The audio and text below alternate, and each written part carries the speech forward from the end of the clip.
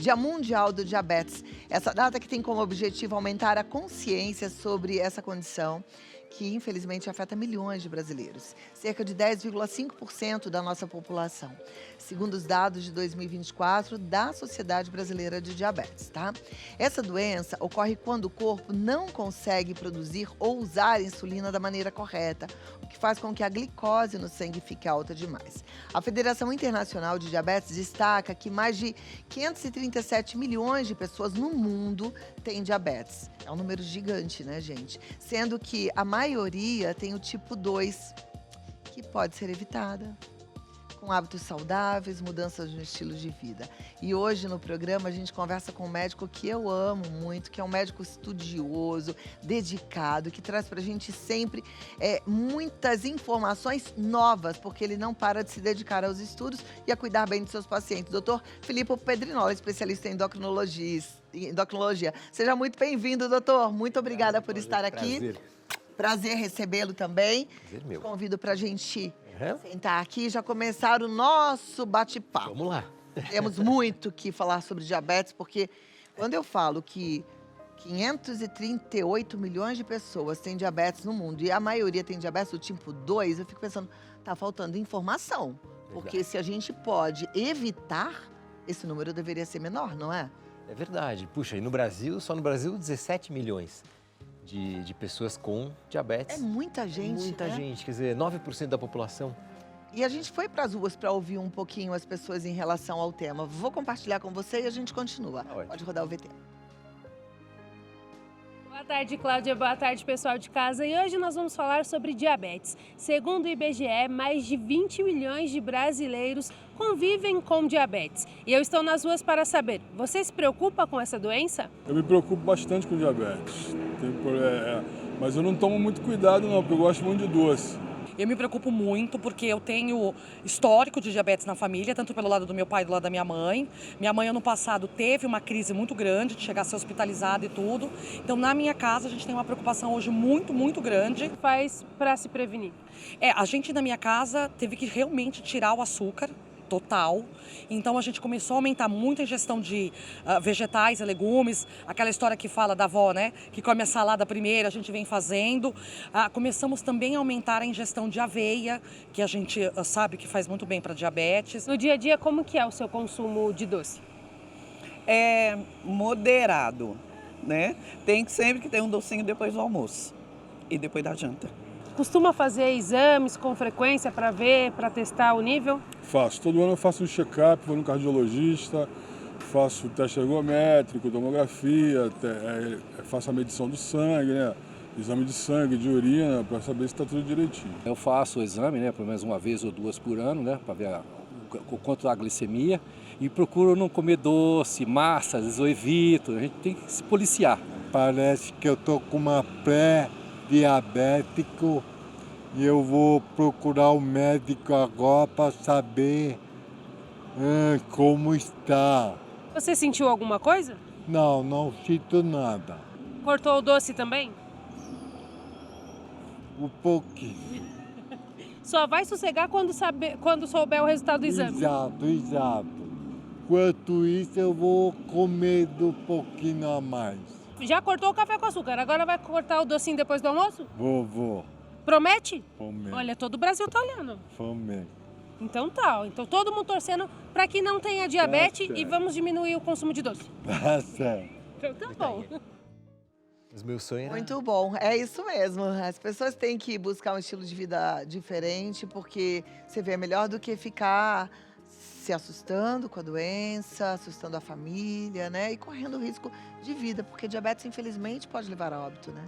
Pode, porque o diabetes é uma situação, ela é silenciosa. Então, mais ou menos metade das pessoas que têm diabetes não sabem que têm diabetes. Porque não fazem um exame de rotina, não vão ao médico, muitas vezes não têm sintomas, mas o diabetes está lá. Essa glicose, esse açúcar alto no sangue, vai minando vários órgãos do nosso corpo. Por exemplo, os rins, a maior causa de transplante renal é o diabetes. Cegueira, então vai agredindo a retina nos olhos, então é a maior causa de cegueira também. De amputação de membros, né, porque vai piorando a circulação. E também de infarto, AVC. Então, isso são as complicações e são as causas de óbito que muitas vezes quem está por trás é o diabetes. Olha só, e é algo que a gente precisa realmente fazer o controle. Uma vez que a pessoa adquire o diabetes, estou falando mais do tipo 2, porque o tipo 1, vamos só explicar antes. Tem o tipo 1 e o tipo 2. O tipo 1 é congênito? O tipo 1, ele é um problema autoimune. Então, assim, ou seja, o corpo começa a fazer anticorpos contra as células do pâncreas. O pâncreas é aquele órgão que produz a insulina. Então, esses anticorpos vão lá, atacam essas células chamadas células beta do pâncreas e isso acaba o quê? Diminuindo, né? Tirando a atividade dessas células e para a produção de insulina. Então, o diabetes tipo 1 é aquele diabetes insulino dependente. E o componente genético é um pouco menor, é uma doença autoimune. Ah, tá, é autoimune. É, autoimune. E aí, mas essa não tem um controle, a pessoa não tem como evitar um diabetes do tipo 1, né? Ou tem? A gente não tem ainda como evitar. A gente consegue, em alguns casos, quando existe uma suspeita, até a gente usar os anticorpos contra essas células, mas não tem tanto o que fazer, porque não tem como a gente intervir com medicamentos, né, que vão bloquear essa atividade imune que o próprio corpo está fazendo, né? Então teria efeitos colaterais muito graves. Então a gente não tem ainda como impedir ou como prever o aparecimento desse tipo de diabetes, que é 5 a 10% dos casos. Agora, o do tipo 2 já é evitável, né? É evitável. Porque a gente vive, né, Cláudia, numa era de doenças de estilo de vida. Então, se a gente pensar em 8 das 10 causas que mais matam no mundo, são evitáveis, né, as causas de morte. Então, a gente pega aí, dentro dessas 8, o diabetes. E é evitável porque a gente sabe que a maior causa do diabetes é o quê? Sobrepeso, obesidade, sedentarismo, estresse. Então, tudo isso são as causas que levam ao ganho de peso. O ganho de peso leva uma resistência à ação da insulina e o diabetes pode aparecer. Existe diabetes do tipo 2 em pessoas magras? Existe, né? Mas é menos frequente, né? Mas existe sim, porque tem um componente genético importante. A gente sabe que muitos genes já se descobriu, né, depois do projeto Genoma, que foi sequenciado o nosso DNA, que se descobriram vários genes ligados à tendência de ter diabetes tipo 2. Esses genes, eles regulam, por exemplo, a produção da insulina pelo pâncreas, como que essa insulina vai funcionar, como que a glicose vai atuar, né, os receptores da glicose.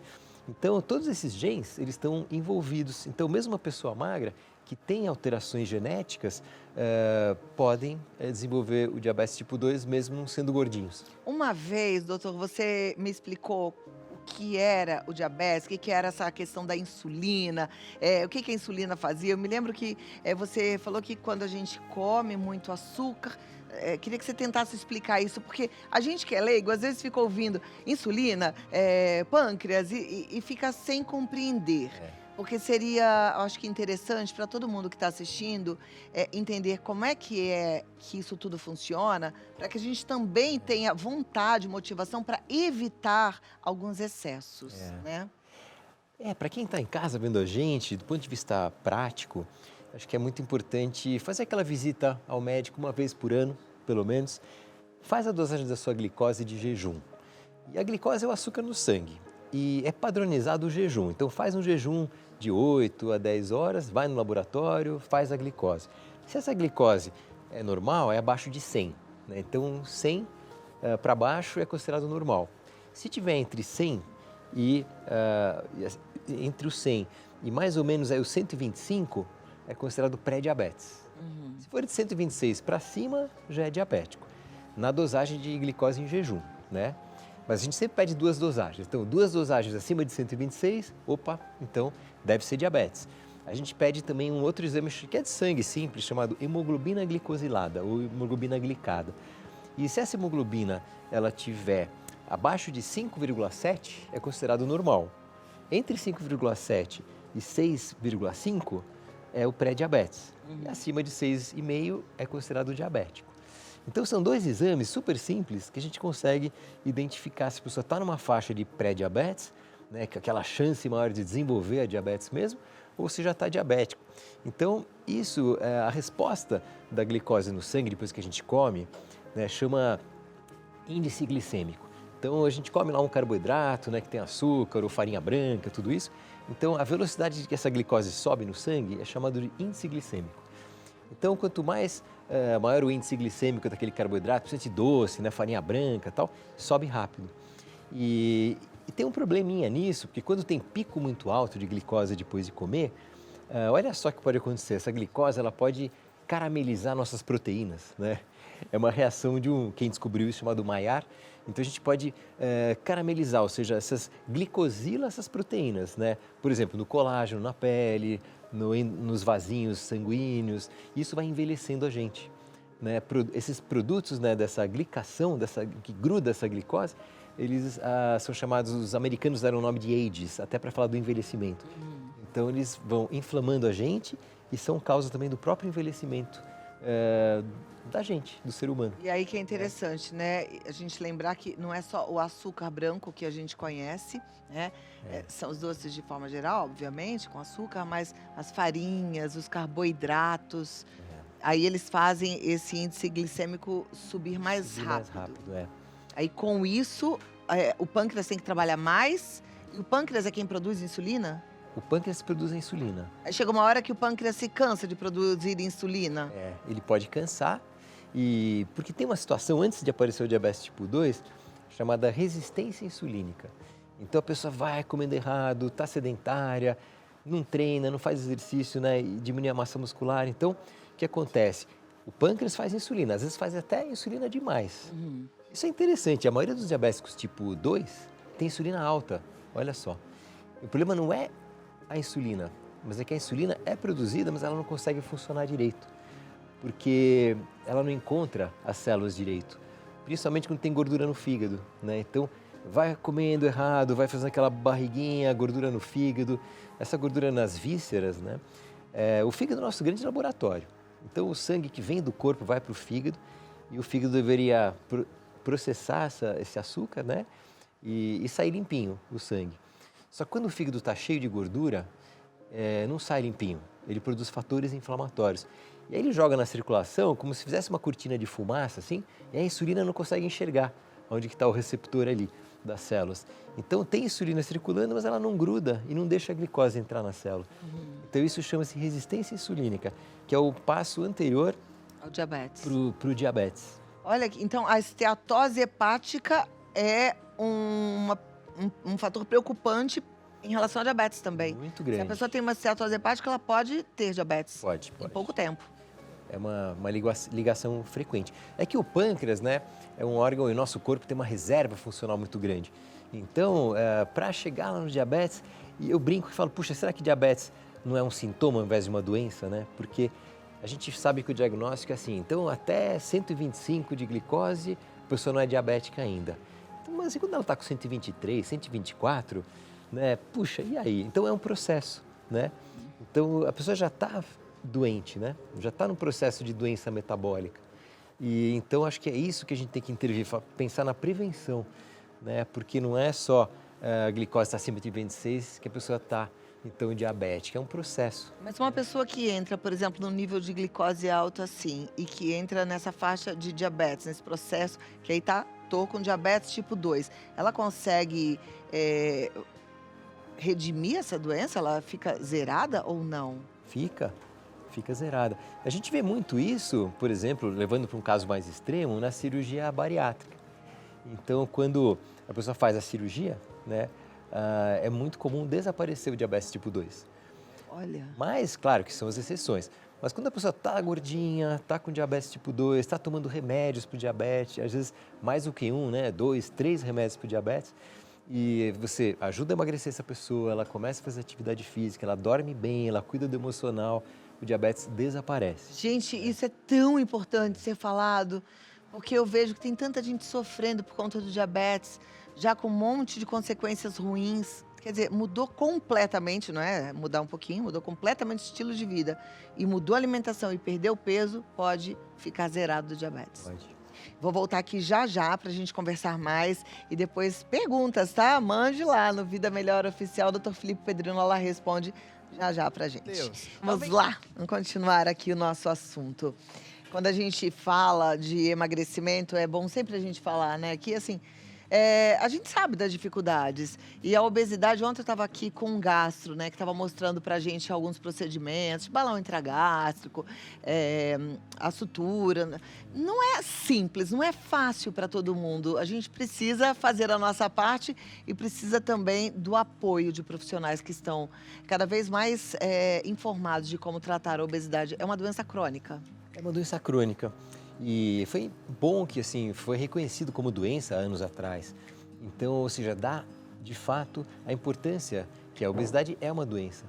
E a obesidade aumenta o risco de mortalidade de várias formas, né? Porque a obesidade vai lá, aumenta o risco de diabetes, aumenta o risco de ter infarto, de derrame, de vários tipos de câncer estão ligados à obesidade. E o tratamento da obesidade realmente é complexo, porque é uma doença multifatorial. Então, tem o componente genético, comportamental, emocional, e, né, má alimentação, sedentarismo, má qualidade do sono, está tudo envolvido. Até a própria espiritualidade, como a pessoa se conecta com ela mesma, com o mundo, né? Então, é uma doença multifatorial e por isso que o tratamento também é complexo, né? E envolve essa mudança comportamental. E para quem trabalha com saúde, a gente sabe que o maior desafio é, de fato, você ajudar essa pessoa a mudar a parte comportamental dela, os hábitos de vida, o estilo de vida dela, né? O doutor Filipe sempre fala, né, que a gente não engorda, não é de um dia para o outro que alguém fica obeso, né? E aí também o caminho de volta é um caminho passo a passo. É um caminho passo a passo. E muita gente quer uma solução mágica, né? Então as pessoas querem, em geral, ser emagrecidas e não emagrecer. Por uma dieta milagrosa, ou algum medicamento que faça por elas isso. Mas a gente sabe que exige uma dedicação da própria pessoa. Quer dizer, o sucesso do tratamento, seja do diabetes tipo 2, como da obesidade, que muitas vezes estão juntos, a pessoa, o paciente, vamos dizer assim, ele sentar no banco do motorista e ele ser o principal protagonista da saúde dele. Perfeito. Né? A gente está sendo bombardeado atualmente das canetinhas para o diabetes, né? E como estamos falando de diabetes, a gente precisa falar desse medicamento. Esse medicamento é o que a gente tem de mais moderno hoje para o controle, para o tratamento do diabetes? É o mais moderno. Foi uma revolução, né, no tratamento da obesidade, o aparecimento dessas canetinhas. Agora, a canetinha ela nasceu para o diabetes, mas pelo que eu estou entendendo, ela trata as duas coisas. E na verdade uma coisa está ligada à outra. Exato. Como até a gente falou no começo da nossa conversa, né? Então o diabetes está ligado à obesidade. Então a canetinha, ela começou, olha, não é de hoje, já tem 20 anos que as canetinhas foram evoluindo, né? Começou lá atrás, né, que tinha Saxenda, outros nomes comerciais aí que eu não lembro. Depois veio o famoso Ozempic, agora já tem a mais famosa, que é a Mounjaro. E por aí vai. Foi se aperfeiçoando quando descobriram que a gente tem hormônios intestinais. Então essas canetinhas, elas agem nesses hormônios intestinais. Tem nomes estranhos, né? Principalmente o que se fala mais é o tal do GLP-1. Né? Aí ele melhora a produção de insulina, né? Melhora o controle metabólico, diminui o apetite, até diminui um pouco a velocidade de esvaziamento do estômago. Por isso que um dos efeitos colaterais de quem usa acaba sendo, fiquei meio enjoado, né? Tô nauseado e tal. Pode diminuir um pouquinho o trânsito intestinal, então um efeito colateral comum é falar, o intestino ficou preso, né? Então, por isso tem que ter acompanhamento médico. Infelizmente, no Brasil, as pessoas compram sem receita na farmácia esse tipo de medicamento. E aí usa errado, usa a dose errada, passa mal, fica com o intestino preso, enjoa, não come direito e desmaia, né? Então, o remédio é muito bom, mas ele tem que ser prescrito pelo médico e tem que ter um acompanhamento. Em relação ao diabético, porque como essa medicação começou para tratar diabetes, qual é o mecanismo de ação dela? Porque ele aumenta. Vamos imaginar assim, a gente come, aí a comida está passando pelo nosso tubo digestivo, né? A gente engoliu, aí passa aqui pelo estômago, né? O esôfago, o estômago, vai lá para o intestino. Aí tem umas células no intestino que percebem que chegou o alimento. Aí produzem esse tal desse GLP-1, né? E o GLP-1 ele vai lá no pâncreas e melhora a produção da insulina. E melhora também a ação da glicose, né? Além de diminuir o apetite. Então, tem esse efeito metabólico, né? Só que aí, quando descobriram isso, eles conseguiram fazer um produto que aumenta o tempo de ação, né? O remédio, porque normalmente esse tal de GLP-1 na gente dura só 3 minutos, mais ou menos. Então não adiantaria, né? Só quando percebe que alimentou. Aí na medicação, no início tinha que aplicar todo dia. Hoje já tem canetinhas que duram uma semana. Então isso faz com que perdure isso. E como melhora a insulina, melhora a resistência à glicose, né, da insulina, tudo isso, então é bom para o diabético. Mas aí começou a se ver que as pessoas que usavam isso para o diabetes estavam o quê? Emagrecendo. E aí começou a se estudar também para emagrecimento. Então hoje não é mais uma indicação que a gente chama de off-label, né, que não está na bula. Então essas canetas são usadas também para emagrecimento. E não tem efeito colateral para quem? Porque assim, tem gente que fica vendo lá na internet, a internet publica o que ela quer, a verdade é essa, né? E fica apavorado e fica com medo. O que a gente vê de efeitos ruins é verdade? Pode acontecer, principalmente quando usa da forma errada, né? Então, essa coisa do desconforto, náusea, enjoo, prender o intestino é bastante comum. Mas essa história de derreter a cara, né? Isso já são um pouco de fake news. É claro que a gente já sabe hoje que o uso dessas canetinhas, se não for acompanhado de exercício físico, uma boa alimentação, que a pessoa vai lá e fala, vou parar de comer, aí não come proteína. E quem faz músculo? Proteína, né? Então, o que acontece é isso, a pessoa come mal e aí pode perder massa muscular mesmo, durante o uso dessas medicações. Então é importante comer certo, né? A proteína... Quando a gente perde massa muscular, o nosso corpo fica com o metabolismo mais lento. Fica lento. Fica preguiçoso. Aí depois, quando a gente para de usar essa canetinha, esse medicamento, a gente vai ficar com mais fome. Pode ficar. E precisaria de menos comida, é isso? Porque a pessoa emagreceu usando a canetinha, né? Aí perdeu peso. Como a nossa genética ainda é a mesma, lá do homem das cavernas, né? O corpo percebe o emagrecimento e fala, puxa, estamos passando fome aqui. O que ele faz? Diminui a queima calórica e aumenta a fome. Por isso que quando a pessoa usou, esse é outro erro, né? Usou a canetinha, emagreceu, fala, agora tudo bem. Aí para de usar, de repente. A chance de engordar é muito grande, porque aumenta a fome, diminui a queima calórica. Então não é assim parar de uma vez, tem que fazer o que a gente chama de desmame, né? Uma parada na medicação bastante gradual. E às vezes a pessoa tem que usar às vezes, por 1 mês, 2, 3 meses, continuar usando ainda, para garantir um pouco que essa transição aconteça e a manutenção do peso, né? Porque às vezes manter o peso é mais desafiador do que emagrecer. Olha lá. Né? E não tem jeito de fugir da recomendação médica. Exercício físico é fundamental. E como o doutor falou ainda há pouco, a gente perde músculo, massa magra, a musculação é excelente. Tem gente que fala, não gosto. Gente, tem que mudar a cabeça, né, doutor? Musculação é para a vida, né? É pra vida, A gente né? vai perdendo músculo com o passar do tempo. É remédio. É remédio, é remédio. Bom, aí você vê o que você quer fazer. Quer ganhar qualidade de vida, saúde, ou quer ficar depois sofrendo as consequências das comorbidades que vêm com a obesidade? A situação é séria, tá? Manda sua pergunta lá no Vida Melhor Oficial, que já doutor Filipe Pedrinola responde pra gente. Agora, perguntas. Você que já mandou sua pergunta, segura aí. Você vai ouvir as respostas. Quem ainda não mandou pergunta, pode ir lá. Tem um tempo para você mandar a sua pergunta no Vida Melhor Oficial. Doutor Filipe Pedrinola responde. Norma Luci diz, oi Cláudia, meu marido tem 57 anos. Fez o exame de diabetes. A glicada deu 5,4 e a glicose 120. A médica só mandou tirar o açúcar. Socorro, o que faço? Qual o valor bom para ter uma glicemia boa em jejum? Então, a gente falou um pouco disso, né? Glicose dele, 120. Tem que ver se ele fez em jejum, né? Então, a gente gosta mesmo da glicose abaixo de 100, né? Mas, às vezes, acontece, a pessoa não fez aquele jejum que precisa. Ou exagerou no jejum. Então, a pessoa que fica 10, 12 horas em jejum, aí o nosso corpo é inteligente. Daí você está dormindo, aí o que acontece? Você não está comendo, né? A glicose cai e o corpo dá um jeito de aumentar aquela glicose em você, pra você não ter hipoglicemia, passar mal. Então você vai para o laboratório, está em jejum há muito tempo e a glicose dá uma subidinha, né? E então tem essas duas coisas E importantes. a glicada 5,4? E a glicada 5,4 está dentro do considerado normal ainda, né? Que é até 5,7. Então ele não está nem numa faixa de pré-diabetes.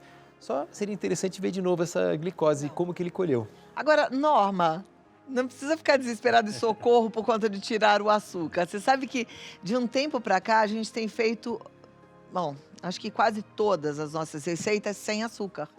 E a gente tem descoberto que tem tanta coisa deliciosa sem açúcar e dá para você viver tão bem sem açúcar. Então dá uma olhadinha depois no nosso Instagram, no nosso canal do YouTube, porque o açúcar é veneno, não tem jeito. O doutor falou ainda há pouco, o açúcar, hoje os americanos eles fazem uma ligação muito grande com o envelhecimento. Envelhecimento, eu estou falando de estética também, porque a nossa pele, ela mostra aquilo que o nosso corpo está sentindo, né?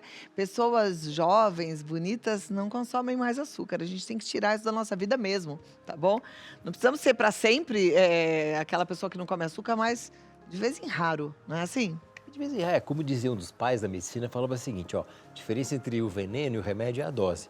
Isso vale para o álcool, vale para o açúcar, né? Pouquinho, de vez em pode. quando. E aí, ponto, né? A Sônia Souza diz, boa tarde, me chamo Sônia, tenho 73 anos, estou pré-diabética, com 3 nódulos na tireoide. Isso é perigoso, doutor? Amo seu programa, Claudinha, Rio de Janeiro. Um beijo para você, Sônia, e para todos os meus conterrâneos cariocas. Então, Sônia, é o seguinte, né? São coisas diferentes. Então, o pré-diabetes tem que cuidar com aquilo que a gente falou, ver se não está acima do peso, fazer exercício, melhorar a alimentação. Os nódulos na tireoide, a gente sabe que nódulo na tireoide é bastante comum na população. Então, apareceu um nodulinho, muita calma nesse momento. Já não vai achar que é o nódulo, estou com câncer de tireoide, né? Que é o que as pessoas pensam na hora, né? Mas, primeiro que é muito comum. Então, a gente vai ver a característica lá no ultrassom. Então, ela deve ter feito ultrassom, que identificou os nodulinhos. Vamos ver o tamanho desses nódulos, a característica do nódulo. Tem uma classificação que o laboratório manda, quando o radiologista lá faz o exame, e essa classificação mostra para o médico se a gente precisa se preocupar naquele momento com aquele nódulo, se tem que fazer uma punção para olhar lá no microscópio para ver se aquilo pode ser ruim, tem que ser retirado ou não. Então, quando o nódulo tem uma característica suspeita, pode-se pedir uma punção. E aí vai analisar essa punção. A chance de ser um nódulo maligno é a minoria, é de 5% a 15%. Então, muita calma nessa hora. Faz os exames complementares, a maioria dos nódulos é só observar. E o pré-diabetes, eu acho que é mais um alerta, né? Tipo um sinal vermelho, assim, opa, presta atenção. Exatamente. Eu falaria um sinal, um cartão amarelo, vai. Atenção, vamos mudar um pouquinho o estilo de vida. Fátima Regina, boa tarde. O que fazer quando a perna esquerda do diabético incha? Minha mãe tem diabetes, de uns dias para cá deu muito alta, mas era normal, 100, 110. Chegou a 515 e agora 299. Seria por esse motivo? Pode ser, porque o inchaço assim na perna, numa perna só, pode ser desde uma infecção, né, que pode ter entrado ali de repente até pelo pé ou algum machucado. E essa infecção pode virar o que a gente chama de erisipela, quer dizer que é uma infecção na perna e isso tem que ser tratado. Pode ser uma trombose, né, quer dizer, obstruiu lá, fechou alguma veia, alguma artéria, então isso tem que ser visto, feito o diagnóstico. Tanto uma trombose como uma infecção é uma situação de alerta para o corpo. Então isso desequilibra o diabetes, é muito comum. Então pessoas que, o diabético, quando pega um tipo de infecção, uma inflamação importante, o diabetes pode ir lá para cima, como aconteceu com ela. Então, o importante é diagnosticar por que essa perna está inchando, né? Então, procurar o médico, ver se tem aspecto de infecção, febre, aquele vermelho local, ou se é uma trombose. A gente usa muito o exame de Doppler, que fala para ultrassom das pernas, né? Pode ir voltar no hospital, passar no pronto atendimento ou procurar um vascular. E tem que ser rápido. Né? Rápido. Fátima, corre lá. Dala Simões, boa tarde, Cláudia, adoro o seu programa, obrigada. As informações são ótimas. Gostaria de saber qual o melhor café da manhã para quem é pré-diabético. Boa, né? Falar de comida. Sim. E assim, o café da manhã, a gente sempre tem que imaginar, né, um café da manhã que não tenha um açúcar, que dê aquele pico, né, que a gente estava falando. Então, quer comer um pãozinho? Não tem problema, mas um pãozinho mais integral. Se você colocar uma proteína no seu pãozinho, como por exemplo um queijo ou um presunto, quem sabe até um pouco de azeite, né? Até a própria manteiga, você diminui a absorção dessa glicose. Então o pãozinho ele é muito melhor se tiver uma proteína junto ou uma gordura boa, como por exemplo o azeite, pode ser até a manteiga, né? Então é uma boa, coloca uma proteína junto, né? É sempre importante. Então a gente falou do queijo, um iogurte proteico, um pouquinho de peito de peru. Eu amo um ovinho de manhã, Ovo. eu amo, assim, eu acho que, e aí eu gosto também de um pãozinho, mas eu como primeiro o meu ovo. Na verdade, eu como 2 ovos, com meus ovinhos.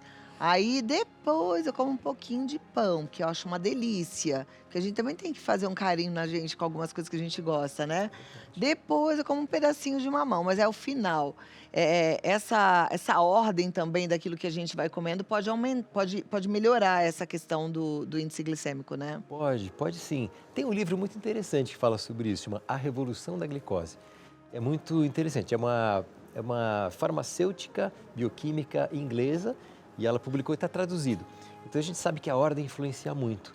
Então, primeiro, sempre no café da manhã já é mais complicado, vamos por verdura, fibra, né? Então, por isso que no almoço, no jantar, a gente fala, come a salada antes. Mas no café da manhã, come a proteína antes, como você faz perfeito, né, Cláudia? Come seu ovinho, aí você comeu a proteína. Depois, você vai deixar o carboidrato para o final, né? E a fruta, se vier a fruta também, o mamão, por exemplo, coloca um pouquinho de aveia, né? A fibra também quebra, porque o mamão tem frutose, né? É o que eu faço. Sabe o que eu coloco no meu ovinho, gente? Eu coloco primeiro que aquele sal de ouro que eu tempero com ele, que já é bem legal, porque tem um monte de coisas boas ali, né? Tem a cúrcuma, tem gengibre e outras coisas mais. Mas aí eu também coloco um pouquinho de psyllium no ovo, porque não altera em nada o sabor e no final das contas eu ganho também ali um pouquinho de fibra. E também no mamão sempre. Você achata a curva da glicose. Então, esse é o objetivo, vamos achatar a curva da glicose, não deixar subir muito. Aí o que faz isso? Fibra, proteína e gordura. É legal porque aí a gente come também um pouquinho menos, não sente tanta fome tão rápido, né? Tem que aprender isso aí. Dicas boas. Soraya Xavier diz, boa tarde, é verdade que o diabetes pode ser desencadeado pelo fator emocional? Pode ajudar, vamos dizer. Mas normalmente não é só o emocional, tem outras coisas que vêm junto. Mas por que pode? Porque a pessoa que está muito ansiosa, isso estimula a produção muito de um hormônio chamado cortisol. A principal glândula do estresse no nosso corpo é a glândula suprarrenal, que é um chapéuzinho ali em cima do rim. Então a pessoa está estressada, muito ansiosa, deprimida, não dorme, fica estimulando essa glândula, ela faz cortisol. E o cortisol, ele aumenta a resistência à insulina, né? Então o excesso do cortisol, o estresse crônico, pode de fato favorecer o aparecimento do diabetes também. E aí seria qual diabetes? Diabetes do tipo 1 ou do tipo 2? Do tipo 2. Do tipo 2. Que aí a pessoa bagunça lá a insulina, a glicose, isso leva a acúmulo de gordura, né? A pessoa vai engordando, aumentando gordura visceral, e aí vem o problema do diabetes tipo 2. O diabetes tipo 1, lembrando, ele é autoimune, né? O corpo que faz anticorpos contra as células do pâncreas. Essas doenças autoimunes, elas também não têm uma relação com o nosso emocional, não, doutor? Tem também. Porque, assim, o que acontece, né? Vamos pensar no intestino. Né? Assim, a gente pega o Hipócrates, que era o pai da medicina, ele falava mais de 2.000 anos atrás que todas as doenças começam no intestino. E isso vale também para as doenças metabólicas como o diabetes. Que, por exemplo, a pessoa muito ansiosa faz lá muito cortisol. Esse cortisol está cheio de fechadurazinhas lá que esse cortisol vai se ligar no intestino. Isso aumenta a permeabilidade do intestino, piora a permeabilidade, começa a inflamação. E esse processo inflamatório leva à resistência insulínica, a gordura vai para o fígado. Então, muitas vezes a coisa do emocional está ligado sim à autoimunidade, porque essa piora da permeabilidade do intestino faz com que estimule o sistema imunológico. E o sistema imunológico, olha que maluco, né? 70% do nosso sistema imunológico está no intestino. Então, essas moléculas que entram do intestino para o intestino que está danificado, estimula o nosso sistema imunológico a fazer anticorpos. Anticorpos contra aquilo que entrou no intestino, mas vão atacar também outros lugares do nosso corpo. Por exemplo, a tireoide, né? A doença de Hashimoto, a tireoidite de Hashimoto, que é a maior causa de hipotireoidismo, é autoimune e tem uma ligação muito forte com a saúde do intestino. Que tem uma ligação forte com a saúde emocional. Também. E aí eu estava lendo hoje de manhã um estudo que estava falando que isso tudo está muito relacionado em maior escala às mulheres, porque as mulheres são, de fato, muito mais estressadas, mais preocupadas, mais ansiosas do que os homens, né? Que está na nossa própria genética, na nossa história. A gente tem essa coisa de querer cuidar do mundo, né? De querer cuidar da emoção do outro. A gente tem que aprender um pouquinho a viver, porque senão a gente vai ficar cada vez mais doente, né? Porque as mulheres têm mais problemas de lúpus, Hashimoto e outras coisas mais, né? As doenças autoimunes são muito mais frequentes nas mulheres. Tadinhas de nós. Reumáticas, enfim. Vamos relaxar, mulherada. A gente precisa aprender a jogar bola, bater um futebol com os amigos. Olha, Sônia diz, fazer caminhada ajuda a baixar a glicose? Eu preciso fazer exercícios de alta intensidade? Ajuda muito, né? Então, a caminhada ajuda muito porque ajuda a metabolizar, a queimar essa glicose em excesso que está no sangue, né? Então, a caminhada ajuda, se puder fazer musculação, melhor ainda, né? Porque o músculo vamos dizer, é a nossa grande poupança, né? E o músculo está lá, ele ajuda a queimar também esse açúcar a mais. Então, faz caminhada sim, ajuda muito. Se puder, pelo menos 2 vezes por semana, fazer um pouquinho de musculação, vai muito bem também. Joia, a Edna Ribeiro está perguntando assim, a minha está sempre em 90, será que tá bom? Amo esse programa, obrigada, Edna. Tá bom, Tá bom? tá bom sim. Diabetes acima de 100, né? Tá. Diabetes Eu brinquei não, aqui, né, que a gente deveria ser um pouco mais relaxado e tal. Eu falei, vamos aprender a jogar bola, bater uma bolinha com os amigos. Porque você já parou para pensar, minha amiga, como é que o homem é muito mais tranquilo, assim, em relação à vida? Tá, de vez em quando eles são péssimos, né? Irritados, estressados, mal-humorados. Mas eles levam de boa as coisas. Eu vejo aqui os meninos, eles debocham um do outro, brincam com o outro, aí eles batem uma bola no final de semana e falam besteira. A gente se dá muito pouca chance desses momentos de relax, né? Raras são as vezes que a gente tira um tempo para não fazer nada, para falar besteira, para dar risada. A gente está sempre ocupada, sempre estressada. E ainda em relação às nossas amizades, às vezes amizades nocivas, né? Uma competição ridícula. A gente tem que aprender a viver, viu? Conta comigo que eu tô querendo amigas assim, bem relax, para falar besteira, para curtir a vida, porque senão a gente não vai ficar bem, não é verdade? Faz toda a diferença, né? Faz toda a diferença. A Ângela diz assim, fala. Cuca é tudo, né? Cuca fresca, é isso. Ângela Barros diz, olá, minha glicada deu 6,0, minha glicose 94. E a médica disse que estou pré-diabética. Comecei a praticar atividades físicas. Só isso pode ajudar a baixar a glicada? Vai ajudar, mas se continuar se alimentando mal, não vai ser suficiente. De fato, né, a glicada dela está 6, né? A gente viu que acima de 5,7 é pré-diabetes, né? Entre 5,7 e 6,5. Então, ela está classificada como o pré-diabetes, sim. O exercício vai ajudar muito, mas vamos prestar atenção na comida, né? Agora é uma coisa muito doida, porque vê se vocês vão pensar como eu tô pensando. A gente começa a comer errado, aí achando que, mas é porque eu tô muito estressada, eu mereço, eu preciso. Só que aí o corpo vai ficando inflamado, aí a gente vai ficando mais estressada, produzindo mais cortisol, ficando pior. A autoestima vai ficando um lixo, porque a gente vai se sentindo mal, né? E aí a gente quer uma fórmula mágica, não tem que realmente mudar aqui ó, a boca, né? Fechar a boca para comer melhor. Não é isso? Eu acho que são aqueles pilares, né, Cláudia? É assim, atividade física foi um primeiro pilar. Alimentação, depois vem o emocional, sono, que é super importante, e a espiritualidade. E tá tudo ligado. Se não faz atividade física, não vai dormir tão bem. Se não tem espiritualidade, vai acordar de madrugada pensando. O negócio é a gente se conscientizar com todos esses pilares bonitinhos, né? Não é fácil, mas é necessário, né? Estilo de vida. Por isso que a gente começou falando que a gente vive nessa era de doenças de estilo de vida que são evitáveis, né? Perfeito. Olha, a Geni Abreu diz assim, boa tarde, diabéticos tipo 1 podem fazer inseminação artificial? Pode sim. Claro que é sempre importante, qualquer procedimento médico que for fazer, estabilizar essa glicose, né? Mas pode sim, pode engravidar, pode ter filho, pode fazer cirurgia plástica, pode fazer tudo. A joia. Tânia Ramos. Oi, doutor, gostaria de saber se quem faz uso de insulina NPH pode parar de usar em algum tempo ou se está condenado a usar pelo resto da vida.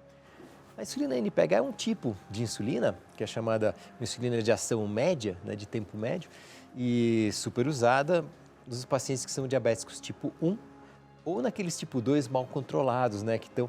Então, assim, se for um diabetes tipo 1, provavelmente vai ter que usar a vida inteira, né? No diabético tipo 2, se melhorar, diminuir o peso, se for o caso, né, melhorar a alimentação, exercício, ela pode se livrar da insulina. Mas se for diabético tipo 1, é insulino dependente e é para o resto da vida. Ok. Obrigada pela sua pergunta. A próxima, da Tânia Ramos. Ah, não, da Nireide, Tânia que mandou a anterior. Obrigada, Tânia. Nireide diz, boa tarde, tenho 34 anos e fui diagnosticada recentemente com diabetes tipo 2. Já é a terceira vez que sinto reações adversas com o medicamento, mesmo diminuindo a dose. O ideal seria trocar o remédio? Sou muito disciplinada com a minha alimentação e todo dia pratico atividades físicas. Ah, então, Nireide, essa pergunta é ótima, né? Talvez a área da medicina que mais cresceu em termos de novos medicamentos é no diabetes. Então tem muitas alternativas. Se você se deu mal com um tipo de medicamento, com certeza o seu médico vai poder te orientar para você trocar de remédio. Porque todo remédio pode ter efeito colateral, né? Até a aspirina, né? Se a gente lê a bula. Mas assim, é por isso que existem outras alternativas. É só trocar o medicamento e tal para encontrar algum que faça bem, que regule a glicose e que tenha menos efeitos colaterais para ela. Eu tenho ouvido muita gente falando que essa medicação nova, que é a Mounjaro, o nome comercial, ela não tem esses efeitos adversos, que as pessoas não passam mal. Mas ela é caríssima, né? E não tem, aqui no Brasil não tem uma versão mais barata, mais acessível? Ainda não tem. Mas tem a semaglutida, que é, por exemplo, o Ozempic. Ozempic, o Wegovy, ou o Rybelsus, né? Que funciona muito bem, mas tem um pouco mais de efeitos colaterais possíveis, né? Por exemplo, essa história do enjoo, intestino preso e tal. O Mounjaro, ele é muito melhor, chama-se tirzepatida, a substância, né? Por que ele é melhor, mas ainda não está disponível no Brasil, infelizmente. A gente acredita que no ano que vem, não sabemos muito bem quando, mas que deva vir para o Brasil também, mas vai acabar sendo caro, obviamente. Mas por que ele é melhor? Porque ele age de uma forma dupla. Então, aquele enjoo que é causado, por exemplo, na semaglutida, nesse o efeito é muito menor. Porque esse efeito duplo dela inibe o enjoo, né? Ok. A Rosa Santos diz, boa tarde, doutora, há 15 anos fui diagnosticada com diabetes gestacional. Consegui controlar todos os valores, porém em jejum dá sempre alteração. Devo comer antes de dormir ou o jejum por mais hora é mais eficaz? O diabetes gestacional é uma situação à parte, né? Porque quando aparece, por exemplo, o diabetes só na gestação e faz parte do acompanhamento durante a gestação, a dosagem da glicose, da hemoglobina glicada, se faz um testezinho lá para ver, de um teste que a mulher grávida toma, a glicose, para ver quanto que responde à insulina e à glicose também, que é um teste de tolerância à glicose. Então, uma vez que seja feito o diagnóstico, normalmente, depois que nasce a criança, o diabetes desaparece, mas a mulher que teve o diabetes gestacional, ela tem mais chance de desenvolver diabetes tipo 2 depois, né, que nasceu o filho. Então, tem que ficar de olho, né? Perfeito. Olha, doutor Filipe Pedrinola é um show, né? Então, se você quiser mais informações, está procurando um bom médico, já marca a sua consulta lá no 11 30 78 0124. 11 30 78 0124. Ou acompanhe também pelo Instagram, porque tem muitas informações sempre. Eu gosto de acompanhar o Instagram do doutor, porque ele posta bastante informação coerente, com base científica, tá? Isso dá pra gente uma tranquilidade, porque não adianta a gente sair seguindo todo mundo, tem que saber quem a gente segue. DR Filippo, com 2 P's, Filippo Pedrinola. DR Filippo Pedrinola. Mais uma vez, o telefone 11 30 78 0124. Doutor, muito obrigada. Um ótimo final de ano. Abraço em toda a família. Para você E até a também. próxima, viu? Até. Obrigada. Obrigado.